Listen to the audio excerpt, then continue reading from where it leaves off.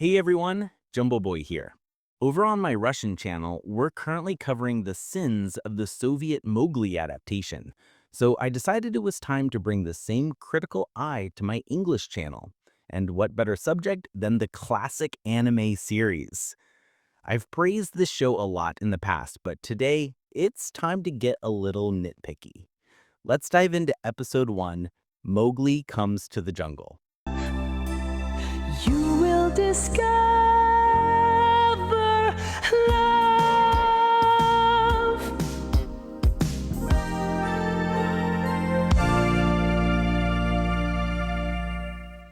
The shape of the mountains magically transforms as the camera zooms out. That's some impressive geology-defying animation. Behind the tent, we can clearly see two palm trees. In the very next close-up shot, more trees have suddenly appeared at the side. They grow up so fast. Mowgli's father is standing right next to his mother. The camera cuts to a closer shot and he's completely vanished. A few seconds later, he's back again. And now he's gone again. Make up your mind. Is he here or not? In the wide shot, the family tent is white, but in the close-ups, it's suddenly pink. I guess it blushes when the camera gets too close. There was a large, overgrown rock right in front of the camp. A moment later, it's gone. As the deer cautiously approach the tent, all of the scientific equipment and supplies have mysteriously disappeared. How convenient for the animator who didn't want to draw them. The layout and appearance of Shere Khan's cave completely changes from one shot to the next. What is this trend of making Tabaki a hyena? Hyenas aren't even native to the jungles of India. That's a zoological foul. The background behind Tabaki keeps changing between cuts. You're very lucky that I'm a good python, or you wouldn't be here right now. If you had eaten him, you would have faced punishment under the law of the jungle, which protects man cubs. So much for your kindness.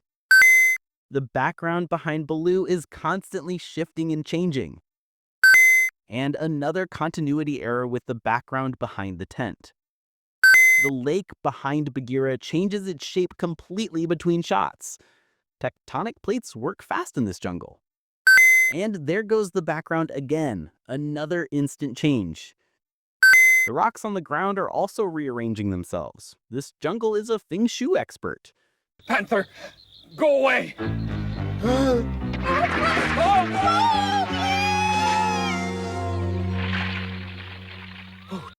Main character is an orphan cliche. There was a large tree standing right next to Alexander. In the next shot, it's completely vanished.